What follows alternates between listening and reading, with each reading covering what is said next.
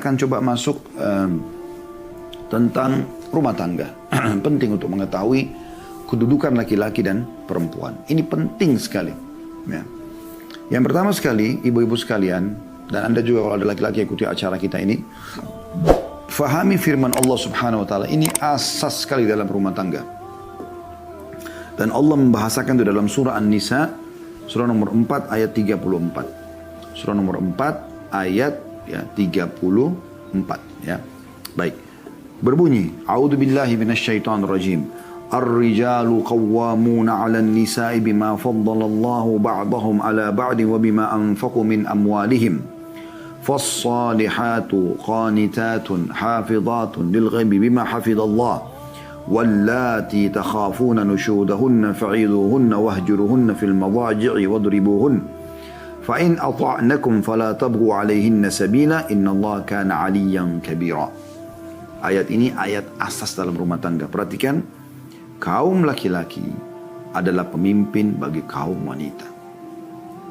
Jadi dia yang mengatur, dia yang menjaga, dia yang menentukan, ya. Dia yang melindungi, ya. Ini penting. Karena banyak laki-laki subhanallah, begitu malam-malam ada yang bunyi di belakang rumahnya, dia suruh istrinya, ya. Coba kamu lihat. Ini salah ini. Tidak boleh begini. Pemimpin dia harus yang membela, bukan istri yang dia suruh, gitu kan? Atau ada orang dia utang, disuruh nagih, dia suruh istri yang hadapin. Nah ini mana kepemimpinannya, gitu kan? Tidak boleh. Atau sisi yang lain, dia serahkan semua kepemimpinan pada istrinya. Udah, kamu yang atur. Akhirnya uang semua dikasih kepada istrinya bulanan, dia pun tidak pegang uang sama sekali. Sampai mau isi voucher handphone, sampai mau beli celana dalam, mau beli kaos dalam, harus minta izin sama istrinya. Akhirnya istrinya terbiasa dengan itu. Dan sampai pada tingkat, saya pernah umroh, dan ada jemaah yang membahasakan ke saya gitu. Pas mau ke pasar sama saya, dia mengatakan, Ustaz, saldo saya dikasih sama istri di rekening, di ATM itu hanya 5 juta gitu. Dibatasi begitu. Loh, kok bisa? Saya sampai bingung gitu, saya tanya, kok bisa? Uang itu punya istri antum atau punya antum? Punya anak. Loh, kenapa bisa?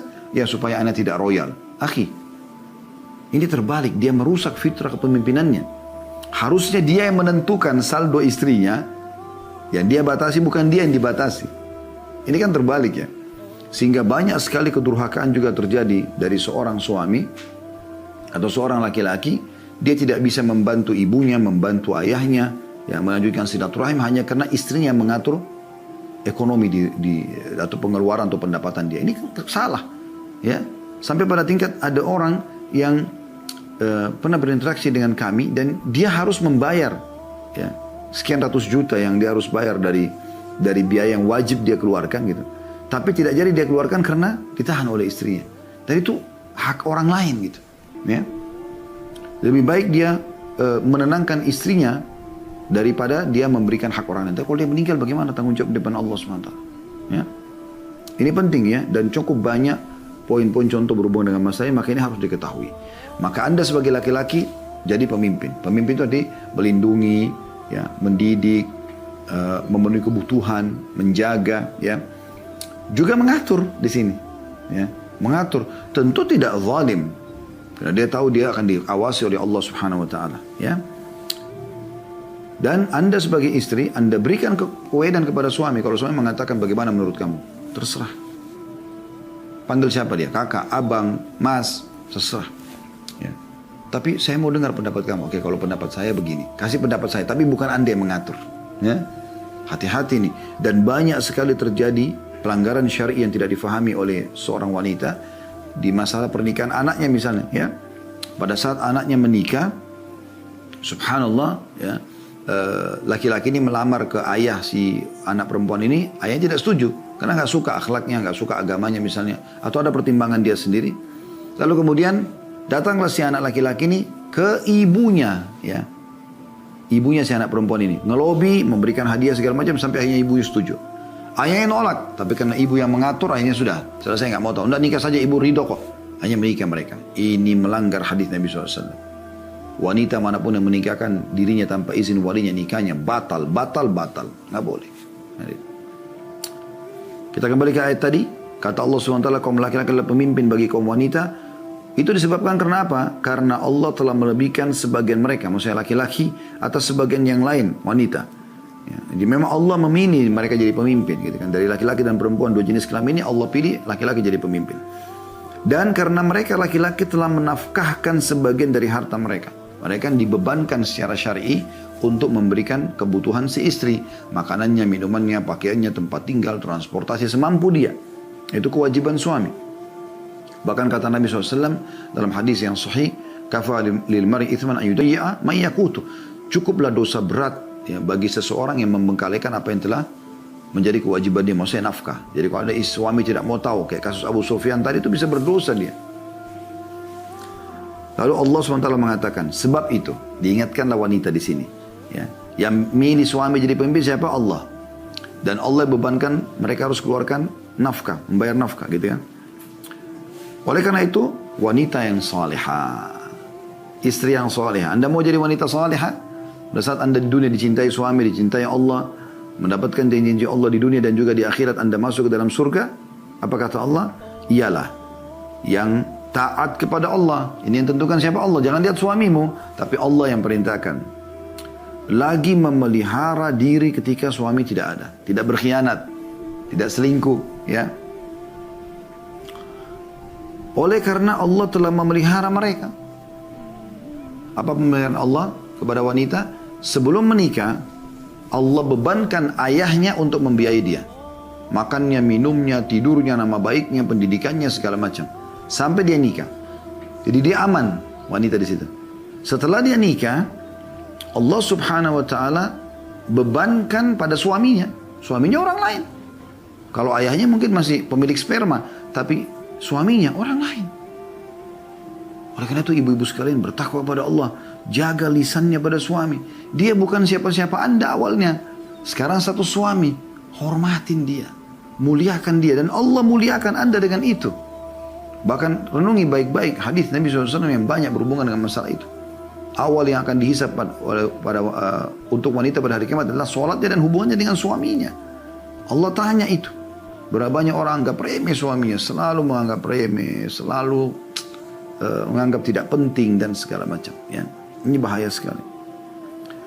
Lalu kemudian kata Allah SWT lanjutannya, wanita-wanita yang kamu khawatirkan lusyudnya. Kalau ada yang tidak mau patuh begini, gak mau jadikan suami sebagai pemimpin, tidak mau patuh, ya, maka nasihati mereka. Bertakwa kepada Allah, gak boleh. Minta cerai tanpa sebab, bertakwa kepada Allah. Nasihatin, berikan masukan, ya. Menolak untuk melakukan perintah Allah, nasihatin. Kalau nolak, pisahkan mereka di tempat tidur, boikot biologisnya. Ya. Kita tidak tidur, tidak gauli dia. Boleh balik belakang di ranjang, boleh pindah kamar, ya. Tapi jangan keluar dari rumah, karena kata Nabi SAW dalam sebuah hadis, jangan kalian menghajar, ya, memboikot istri kecuali dalam rumah. Kalau mereka masih nolak juga, tetap nggak mau sholat, tetap nggak mau jaga pergaulannya, tetap nggak mau layani suami, tetap pukullah mereka. Tapi pukulan di sini kata para ulama adalah darbatun ghairu mubarrah, pukulan yang tidak berbekas. Dan dalam hadis kata Nabi SAW, hindarilah wajah. Kemudian jika mereka mentaatimu, kata Allah SWT, maka janganlah kamu mencari-cari jalan untuk menyusahkannya. Kalau sudah, baiklah saya minta maaf, tolong bantu saya. Dia pegang tangan suaminya, tolong bantu saya memang belum punya pengalaman, ibu ayah saya tidak mendidik saya. Oke, rangkul mereka. Jadikan mereka sebagai istri yang kita bawa kepada apa yang kita inginkan, ya. Dan Anda juga sebagai suami Anda harus sadari, kalau Anda mau istri yang terbentuk seperti Anda, bentuk dia. Kecuali kalau dia berkeras kepala tidak mau, gitu kan. Lalu Allah mengatakan sesungguhnya Allah Maha Tinggi lagi Maha Besar. Kita perhatikan sini teman-teman sekalian, para ulama, ya, seperti Ibnu Jarir, Ibnu Abi Hatim, ya, mengatakan mengenai makna ar-rijalu qawwamuna 'alan nisa, maksudnya adalah laki-laki adalah pemimpin wanita secara mutlak. Ibnu Katsir mengatakan rahimahullah, laki-laki yang seharusnya mengurusi kaum wanita, bukan dibalik. Laki-laki adalah pemimpin bagi kaum wanita, sebagai hakim bagi mereka, ya. Dan laki-laki lah yang mengurus apabila menyimpang dari kebenaran, luruskan dia, ya. Dan ayat yang maknanya Allah melebihkan sebagian mereka dari yang lain, maksudnya laki-laki dari perempuan, ya. Maksudnya adalah Allah melebihkan kaum pria dari wanita. Hal ini disebabkan karena laki-laki adalah lebih utama dari wanita dan lebih baik daripada wanita dari sisi pengurusan. Memang mereka bertanggung jawab itu. Laki-laki didominasi dengan akal, maka ada masalah dia akan pikirkan solusinya. Allah juga berikan lebih kuat secara fisik. Ya, laki-laki saya dan bapak-bapak yang hadir di acara ini, kulit kita ini sudah diciptakan oleh Allah memang untuk menghadapi panasnya matahari, hujan, salju, apa saja gitu kan. Kita sudah memang untuk itu, untuk di luar. Makanya kita disuruh sholat berjamaah di masjid, ngantar jenazah, cari nafkah, jihad. Itu laki-laki. Perempuan tidak. Allah buat dia bisa hamil, menyusui, lebih terbawa perasaan untuk di rumah. Jadi jangan dibalik semuanya. Kata Ibnu Katsir lanjutannya, oleh karena itu kenabian hanya khusus diberikan pada laki-laki. Nah, mereka harus keluar gitu kan. Begitu pula dengan kerajaan yang megah diberikan pada laki-laki. Kepemimpinan sebagai presiden, sebagai raja gitu. Hal ini berdasarkan sabda Nabi SAW, tidak akan bahagia satu kaum apabila mereka menyerahkan kepemimpinan kepada wanita. Ya. Hadis ini diriwayatkan oleh Imam Bukhari. Asy-Syaukhaini berkata rahimahullah, berhubungan dengan ayat ini, makna daripada qawwamun, pemimpin, dalam ayat ini adalah laki-laki seharusnya jadi pemimpin bagi wanita. Nah, jadi jangan dibalik ini kasusnya ya. Baik Anda laki-laki jangan balik, karena terlalu sayang sama istrinya, istri semua yang mengatur. Anda juga wanita jangan dominan. Kalau suami suruh, lakukan. Kalau tidak, enggak. Bilang ini tanggung jawab Anda, silakan. Saya akan bantu. Apa yang saya bisa bantu. Ya. Jangan ambil alih itu. Apalagi kalau sampai sudah pada tingkat bentak-bentak, kasar. Wah luar biasa. Ada orang muslimah, saya heran akhlaknya. Begitu minta uang bulanan seperti preman yang sedang menagih. Ingat ya, besok tanggal 1. Kenapa ini ukhti? Engkau sedang meminta hasil keringat suamimu. Begitukah cara kau minta kepada atasanmu? Begitukah minta kepada saudaramu? Gak mungkin kau berani mengabaskan itu kepada ayahmu, pada pamanmu. Kenapa pada suamimu yang sudah melindungi kamu, sudah memberikan kau status istri, status ibu? Kenapa dirusak? Dan Allah menyuruh kita menghormati dia. Tanpa kita harus melihat siapa lagi suami kita, tapi bagaimana hukum Allah di situ. Apa kata Aisyah radhiyallahu anha? Wahai muslimah, andai saja kalian tahu hak suami kalian, maka kalian akan mengambil debu kaki mereka dan kalian letakkan di pipi kalian. Ada seorang wanita mau menikah di zaman Nabi SAW lalu mengatakan, ya Rasulullah, saya mau menikah. Tapi sebelum menikah, saya mau tahu bagaimana besarnya hak suami saya nanti. Apa kata Nabi SAW? Kalau dadanya berdarah, luka, keluar nanah, nanah kan baunya gak enak. Keluar nanah. Kemudian kau bersihkan dengan lidahmu. Bukan dengan tangan, bukan dengan kain. Dengan lidahmu. Belum bisa kau berikan haknya. Karena dia orang lain. Tapi tiba-tiba datang memenuhi kebutuhan biologismu, hai muslimah. Memenuhi makananmu, minumanmu, pakaianmu. Bagaimana kau bisa berbuat jahat pada orang-orang seperti ini? Ya, oleh karena itu bertakwa kepada Allah subhanahu wa ta'ala. Lalu kata Abdurrahman Ibn Nasr As-Sa'di rahimahullah, seorang mufassir juga, kaum prialah yang mengurusi kaum wanita agar wanita tetap memperhatikan hak-hak Allah Ta'ala, yaitu melaksanakan yang wajib, mencegah mereka dari perbuatan kerusakan. Kaum laki-laki berkewajiban pula mencari nafkah, pakaian dan tempat tinggal untuk kaum wanita. Dalam rumah tangga, hormati suamimu. Ini penting. Dan jaga nama baiknya, jaga pelayanannya, jaga juga kehormatanmu agar kau tidak selingkuh di saat memang suamimu lagi tidak ada. Renungi banyak ayat Al-Quran yang mengingatkan suami itu adalah pemimpin dan memang Allah tinggikan derajatnya. Dalam surah Al-Baqarah ayat 228 Allah memastikan, a'udzubillahi minasyaitonirrajim, walirrijali 'alaihinna darajah wallahu azizun hakim. Dan para suami mempunyai satu tingkatan kelebihan daripada istrinya, dan Allah maha perkasa lagi maha bijaksana. Jadi memang kalau keluar rumah harus izin suami. Kalau ada apa-apa izin sama suami. Santun dengan suami. Jangan melotot, jangan emosional. Bicara baik-baik, nasihatin baik-baik, sabar terhadap kekurangan dia. Memang sudah begitu. Ya. Ada orang diuji dengan pasangannya, tapi dengan kesabarannya, dengan dia jadikan sebagai itu ajang dakwah, maka Allah SWT muliakan dia.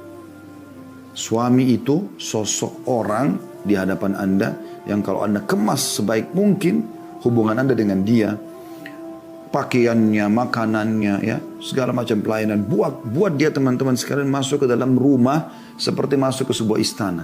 Baiti jannati, dia ucapkan itu, rumahku adalah istanaku, surgaku. Dia masuk dalam kondisi beban pikirannya berkurang, ya, beban-beban pekerjaan, beban utang, beban dakwah hilang semua, ya. Ringan, fresh, dia kembali, makanannya enak, minumannya enak, istrinya dandan cantik di depannya, memenuhi biologisnya. Mungkin kalau kita Indonesia sering pijit-pijit hilangin capeknya, apalah, ajak ngobrol, hibur, lantunan syair, ngomong yang enak, ketawakan, buat dia ketawa, hibur. Banyak hal yang bisa dilakukan, ya.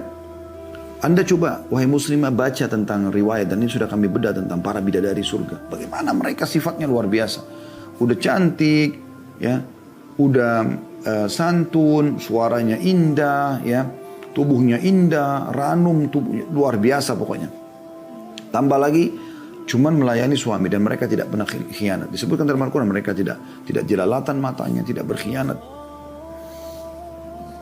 Mereka selalu menjaga kasih sayang, cinta.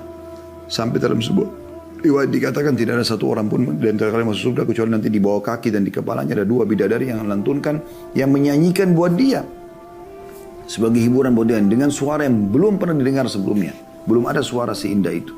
Itu luar biasa teman-teman sekalian, ya. Jadi kejar surga itu. Dan ingat hadis tadi itu ya, renungi selalu hadis ini teman-teman sekalian. Kata Nabi SAW, tidak ada istri yang menyakiti suaminya di dunia kecuali istrinya dari bidadari. Si suaminya itu mengatakan, semoga Allah membinasakanmu, sungguh dia hanya tamu di sini dan dia akan menuju ke kami sebentar lagi. Kalau kau tidak bisa urus, kami akan urus. Ya. Kemudian yang kedua juga, ya, bagaimana Allah SWT mengangkat para nabi dari laki-laki dan tidak ada perempuan. Anda bisa lihat dalam surah Yusuf ayat 109. A'udzu billahi minasyaitonir rajim. Wa ma arsalna min qablika illa rijalan nuhi ilaihim min ahlil qura. Artinya, kami tidak mengutus sebelum kau melainkan laki-laki yang kami berikan wahyu kepadanya di antara penduduk negeri. Jadi enggak ada nabi perempuan. Kenapa enggak ada perempuan? Kenapa Allah enggak pilih? Karena memang mereka yang paling layak untuk menyampaikan dakwah, misi-misi yang berat, berperang, jihad, berdakwah dan seterusnya. Walaupun wanita bisa terlibat tapi bukan fitrahnya, gitu kan. Maka tidak dibebankan pada mereka. Kita lihat juga bagaimana para ummahatil mu'minin, istri-istri Nabi, ridwanullahi alaihinna. Mereka semua dicontohkan dalam kehidupan bersama Nabi SAW. Mereka di bawah naungan, ya, Nabi Muhammad SAW, dan mereka patuh terhadap perintah Nabi SAW. Begitu juga dengan Allah Subhanahu Wa Taala menyebutkan tentang, tadi sudah saya jelaskan, ada istri Nabi Nuh, Nabi Lut, dinasihatin tapi tidak mau, akhirnya Allah binasakan bersama dengan kaumnya, ya. Itu kalau kisah istri Nabi Lut, Nabi Nuh dan Nabi Lut Anda bisa lihat dalam surah Tahrim, ya.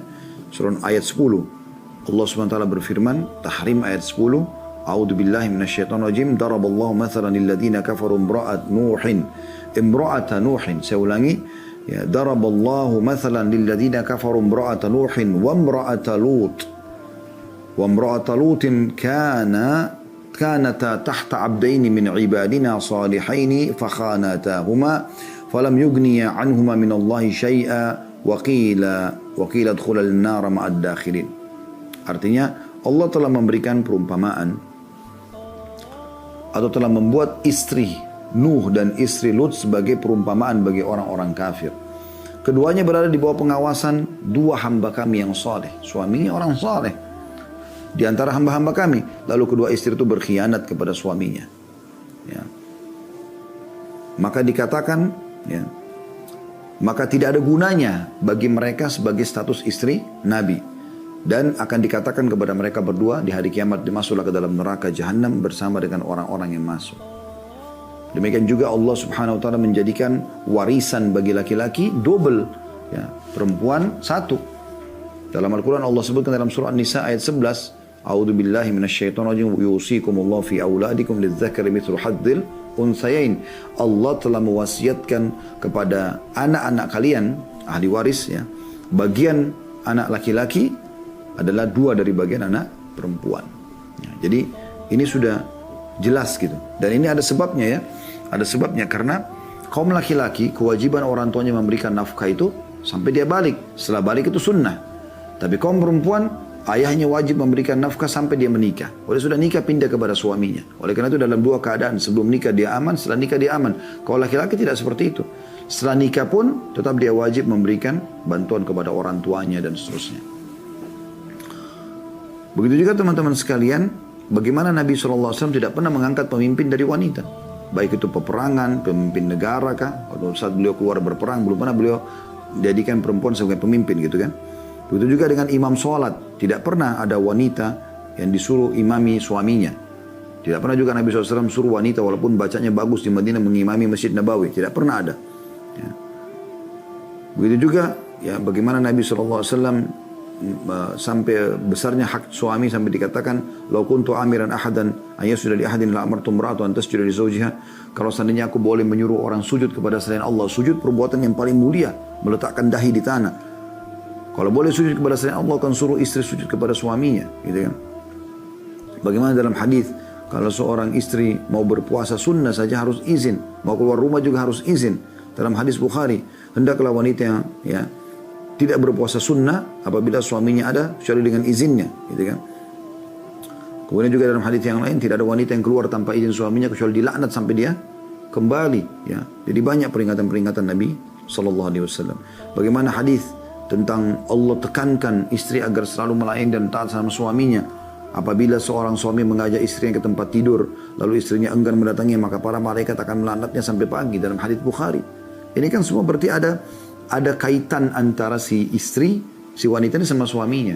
Oleh karena itu tadi saya bilang di awal, saya singgung ya, teman-teman, prinsip yang penting anak ini perlu ditambah dengan yang penting suami dan anak. Saya ulangi lagi, yang penting suami dan anak. Kunci engkau masuk ke surga wahai muslimah suamimu. Kunci anak-anak masuk surga kamu. Kan gitu. Anak disuruh bakti pada ibunya, ya, juga dengan ayat itu, tapi ibu didahulukan dalam pelayanan. Tapi Anda sebagai istri, suami, kenapa Anda minta cerai? Kenapa Anda mau melepaskan tanggung jawab untuk mengejar surga dari suami? Begitu sudah mampu secara finansial, udah ada duit, udah ada rumah, udah ada jabatan, udah ada apalah. Anak-anak sudah ada, sedikit dikatakan sama suaminya, cerai. Loh subhanallah, kenapa? Justru surga itu ada di suami itu yang sedang diminta cerai atau mau ditinggalkan. Kenapa ini? La haula wa la quwata illa billah. Apa yang mau dikejar? Wahai muslimah yang minta cerai dari suaminya tanpa sebab syar'i. Renungi hadis Nabi SAW, hadis sahih. Istri manapun atau wanita manapun yang minta cerai dari suaminya tanpa udzur syar'i, maka haram baginya mencium bau surga. Mengkhayal kamu masuk surga wahai muslimah. Oh nggak apa-apa, yang penting saya sudah cerai sama suami saya. Mungkin karena suka laki-laki lain, mungkin karena mau hidup merdeka, tidak lagi melayani suaminya. Tapi dia lupa, tidak cium bau surga. Lalu apa yang kau inginkan? Dunia ini apa yang kau kejar? Kalau surga terharamkan dari kamu. Banyak orang tidak paham masalah. Ya. Bahkan banyak di antara muslimah bangga mendapatkan surat perceraian. La haula wa la quwata illa billah. Ya. Bahaya sekali ini. Begitu juga teman-teman sekalian, wanita memiliki waktu-waktu di mana dia tidak sholat, ya. Seperti misalnya lagi haid, kemudian juga pada saat saf sholat mereka diletakkan di belakang, sebagaimana Nabi SAW memerintahkan itu, ya. Wanita tidak bisa menikahkan dirinya harus dengan izin walinya. Ini kalau laki-laki bisa nikah walaupun tanpa izin walinya. Wanita cenderung kepada perasaan, dan perasaan ini biasanya lebih cenderung kepada hal-hal yang negatif. Sebagaimana Nabi SAW mengatakan gitu kan, wastausu bin nisa'i khaira, ya. Nasihatilah wanita itu dengan agar selalu berbuat baik, kontrol mereka, pandu mereka. Fa innahunna khuliqna minad dila', karena mereka diciptakan dari tulang rusuk. Wa inna awaja syai'i fid dal'i a'lahu, dan yang paling bengkok dari tulang rusuk adalah bagian atasnya. Bagian atas berarti pikiran, ya. Selalu kalau mau sesuatu barang, benda, pikirannya beli dulu. Masalah utang kah, masalah apakah, itu nanti masalah belakang. Yang penting sekarang dulu, gitu kan. Kemudian dikatakan wa inna awaja syai'in fi dal'i ala, kemudian fa in dhahabta tuqimuhu kasarta. Kalau kau paksa dengan cara keras, kau akan patahkan dia. Sebagian ulama mengatakan dengan menceraikannya. Wa in tarakta lam yazal a'waj fastausu bin nisa'i khaira.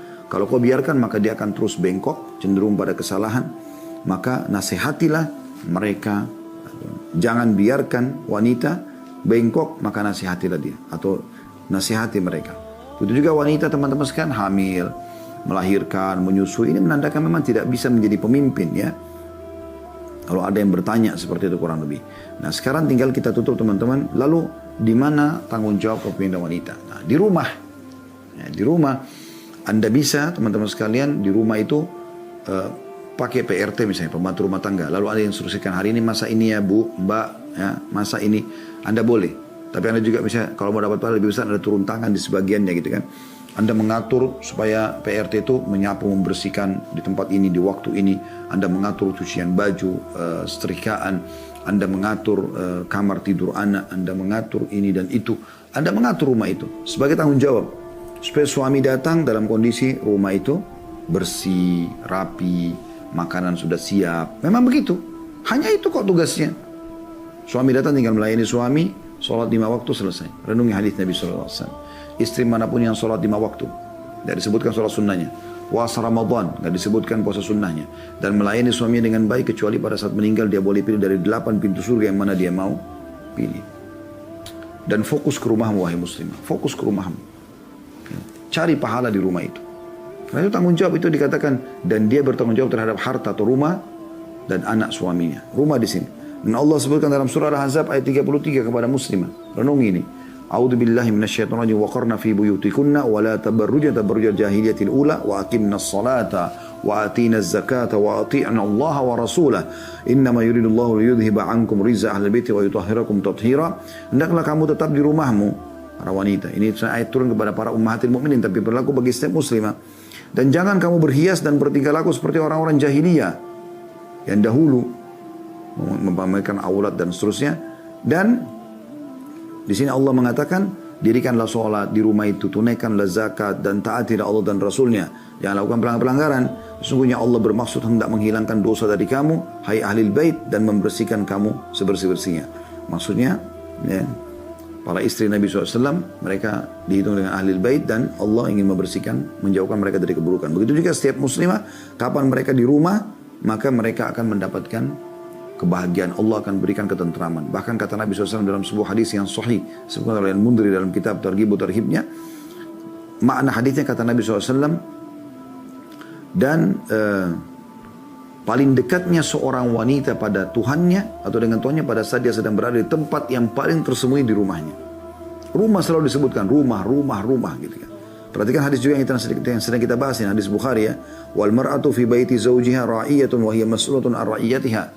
Dan wanita pemimpin di rumah suaminya, maka dia artinya dia disuruh menjaga, dia disuruh merawat dan seterusnya, dan akan diminta pertanggungjawabannya pada hari kiamat nanti. Maka ini semua teman-teman harus diperhatikan baik-baik ya. Muliakan suamimu, jaga barang rumah itu, jangan sembarangan hilang barang, rusak barang dan segala macam. Kalau ada sesuatu yang kurang Anda bisa sampaikan. Anda boleh menggunakan jasa PRT, boleh, tapi PRT itu bukan inti semuanya ya. Anda tidak boleh berlepas tangan. Begitu juga dengan anak suami. Ya, Anda berharap menjadi seorang hafidh Quran tapi Anda suruh PRT yang pegang, maka itu tidak akan mungkin terjadi tentunya. Allahu a'lam.